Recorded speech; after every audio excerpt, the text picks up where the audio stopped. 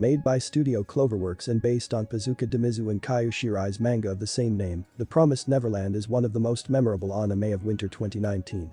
It is chilling and heartwarming all at once, with a unique style that makes it both distinct and horrifying. Season 1 was full of action and plot twists, so you might want to refresh your memory before Season 2, which is scheduled for January 2021. Here's what we have so far. It all begins calmly, almost unnervingly so. 11-year-old Emma is an orphan living in Grace Field House with her foster siblings, including her best friends, Norman and Ray, and their beloved mama, Isabella. Everyone seems to be getting along. Isabella is a wonderful foster mother and, apart from a few chores and tests, the children are usually free to play in the forest. There is a mysterious fence, too short to provide protection, but the children don't dwell too much on it. Already, the viewer can suspect something more sinister is at hand. The children are dressed uniformly in white and each has a number tattooed on their neck. Every 2 months, one child is taken away to be adopted. Strangely, none of the children ever write to their foster siblings who are still in the orphanage. This saddens Emma, who never wants her life to change. But things do change suddenly and traumatically when Connie, a 6-year-old girl, finds out it's her turn to be adopted. Isabella takes her out from a gate which the children aren't supposed to approach. But Emma and Norman see that Connie has forgotten to take her stuffed bunny and run to give it to her before she's gone. What they see beyond the gate changes their lives forever. Connie has been murdered by demons who are going to ship her body to be eaten. Worse of all, Isabella knows of this and makes sure children are always shipped upon request. The place they called home isn't really an orphanage. It's a farm. Emma and Norman run and return to the orphanage before Isabella. However, they drop Connie's bunny, which lets Isabella know someone was at the gate. The two children start considering ways to escape. From the bits and pieces they overheard, they conclude that children who, like them, have full scores in their tests, are shipped later, at the age of 12, as their brains will taste better to the demons then, while the rest are shipped at 6. Norman remembers that one child is shipped every 2 months, giving them time to make an escape plan. They go to the forest and beyond the fence for the first time. To their dismay, they find a huge chasm, but they resolve to make some rope out of tablecloths and find a way to cross. But the children don't have as much freedom anymore. The show has already become a huge mind game in which Isabella anticipates their every step. She has a compass-like tracking device, which allows her to find them easily, making them realize that they have some kind of tracking mechanism in their bodies too. Emma and Norman decide to tell their friend Ray what they know. He believes them right away, but, being more pragmatic, he thinks that only those fit to survive should escape with him. After a long fight with Emma, who refuses to let another sibling die, Norman sides with her, forcing Ray to compromise. But when they're home, a new challenge awaits. Another adult, Sister Crone, has been hired to help Isabella. The children immediately see her as a potential enemy. While taking care of Carol, a new baby foster sibling, Emma finds the tracking device implanted behind her ear. She, Norman and Ray, consider ways to disable the mechanisms. At the same time, they train their younger siblings, teaching them to be quicker and more observant through games of tag. Crone, however, proves very competent and capable of finding the children easily. Jealous of Isabella, she wants to expose her mistake so that she's overthrown, leaving the mama position for Crone to claim. Isabella, from her part, suspects Emma and Norman, but is determined to see them shipped at the time determined for them, without revealing anything to her superiors. Yet, she doesn't seem keen on observing them. Because of this, they suspect she might have an informant among the children. Emma, Norman, and Ray partially trust 2 more siblings, Gilda and Dawn, who can help them train the younger ones. Wanting to check if any of the 2 is the traitor, Norman talks to Dawn and Gilda separately and tells each that he hid the rope he acquired at a different place. Gilda is struggling as Crone pushes her for information, but does not betray her friends. When Norman and Ray find the rope missing from under the former's bed, where it was supposed to be, it seems like Dawn is the informant, only for Norman to reveal he never really told Dawn the rope was under his bed. He had only told Ray that this was what he was going to tell Dawn. Ray confesses he's Isabella's informant, but his position is more complicated. Ray never experienced infantile amnesia, which makes children forget their early years, so he found out about the shipping and the demons when he was very young. Because of this, he agreed to spy on his siblings for Isabella, and in return, he has gained small favors and the promise not to be shipped immediately. However, even as a spy, he was still acting with his friend's interest in mind. It was him, after all, that prompted Emma and Norman to take Connie's bunny to her, indirectly leading them to the truth. Norman is willing to let Ray keep acting as Isabella's informant while secretly working towards their escape plan. Ray agrees on one condition. Only the 5 older children will escape, as he still thinks Emma's plan to escape with everyone is doomed. Reluctantly, Norman agrees, but they let Emma believe the plan to take the little ones with them still holds.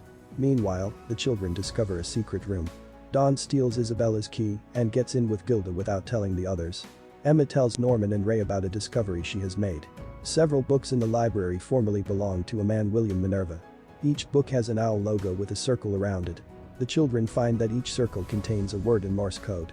Words like farm make them realize the man is trying to convey a message, giving them hope of a possible human community in the outside world. Two of the books are more obscure. One does not have any word in Morse at all, while the second has the word promise. Will the second season give us more information about the man and the books? At that point, Dawn and Gilda, having found the toys of their ship siblings, have understood the whole truth and confront the three protagonists. Emma, Norman and Ray finally apologize for not having completely trusted them from the beginning, and they all come closer and resolve to live outside the orphanage, no matter what they will encounter there. Ray finds out that the next shipment is probably going to be him. Meanwhile, the other four are found by Crone while in the forest. Crone claims she knows they're trying to escape and offers to help them. She reveals that she too grew up in a similar orphanage and, being one of the most gifted girls, she was allowed to survive and train to become a mother. This, however, doesn't mean she's free, as she can never leave the quarters assigned to her.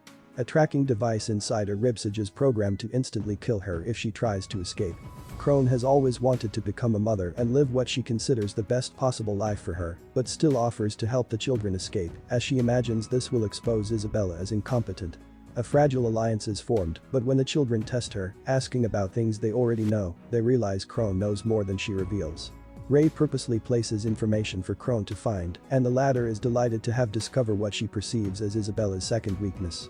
Shortly after, Isabella gives Crone a note, letting her know she has been appointed as mama in another plantation. Disappointed that she missed the chance to overthrow Isabella, Crone meets her superior, Grandma, at the gate and tells her all about Isabella's mistakes. To Crone's surprise, Grandma knows already, but still trusts Isabella to keep everything under control. Realizing that she never stood a chance and that she is going to be eaten by a demon, Crone hopes that the children will manage to escape, survive, and destroy the world as it is. Norman and Emma plan to investigate a wall encircling part of the forest, which they could potentially climb to escape, while Isabella tells Ray about Crone's disposal and dismisses him too, telling him she no longer needs him as her spy. She locks him in her room so that he can't tell Emma and Norman she is going after them. Dawn rescues Ray, but they're too late. Isabella finds the two children and talks to them frankly for the first time. She claims that she loves them, even though she has to ship them off, and suggests that they keep living happily as before until then. Emma attacks Isabella to give Norman time to climb the wall, but Isabella breaks Emma's leg just as she tells her that Norman is to be shipped out the following day.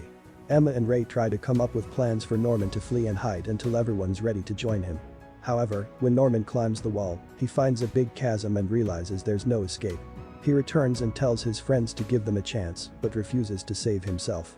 All their attempts to save him fail, and Norman goes with a smile, last seen waiting in a room. His death is not shown on screen. Is this the last we see of him? Was he really so calm because he gave his friends a chance to live, or did he have more plans of his own? Perhaps the next season will give us some answers. With Norman gone, Emma and Ray fall in despair. Isabella is willing to recommend Emma as a future mama to let her survive, but Emma blatantly refuses. Hours before Ray's 12th birthday and shipment day, Emma reveals she had never given up on their plan. But Ray had a final plan of his own. Start a fire to cause an evacuation, allowing everyone to escape while Isabella deals with the fire. Emma finds a flaw in the plan. Isabella might ignore the fire and keep watching the children, who she sees as merchandise. In response, Ray pours oil on himself. In burning, he thinks he will take revenge on Isabella and the demons. The fire starts, and Isabella finds a crying Emma begging her to save Ray from the flames. But, although Isabella's tracking device tells her he is there, she can't find him. Slowly, we find out that Norman left Emma with a message. Norman, having figured out that Ray was never planning to survive, had come up with a better plan. By burning sausages, clothes and hair, they replicate the smell of burning flesh. Emma also cuts off Ray's ear so that he still appears in Isabella's tracker, giving everyone time to evacuate while she looks for him. Ray finds most children ready to escape, as Emma had never really given up. She had only pretended she had, so that Isabella wouldn't suspect her. In the process, she slowly recruited all children. She has decided to leave behind those aged 4 or younger, as no child is shipped before the age of 6, and swears to return for them in 2 years. The children attach the ropes to the other side of the chasm and escape one by one, while Isabella is looking for them. Emma remains last and escapes just as Isabella approaches. Finally, Isabella'S own backstory is revealed. Like Emma, she lost her best friend to the harvest, but accepted her superior's suggestion to become a mama. The training had included giving birth to a child and giving it up to one of the farms. When Ray was younger, she had heard him murmur a tune that her best friend used to play, which she never stopped humming.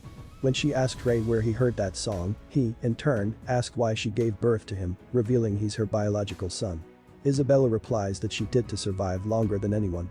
Back in the present, Isabella admits defeat, hopes that the children will succeed, and goes back to the younger ones, awaiting punishment from her superiors. But is this the last we've seen of her? Hopefully we'll find out in season 2. Emma, Ray, and the others welcome their first morning of freedom. But what does the future hold for them? Is there a real human society out there, or simply more danger? Season 1 of The Promised Neverland has introduced a scary, unforgettable premise, incredible mind games, engaging characters, and one of the most interesting anime villains I've seen. Isabella might be evil, but like Crone, she never stood a chance. Emma was strong-willed and kind enough to defy Amama's fate, but the women's backstories are still heartbreaking, adding layers to their villainy.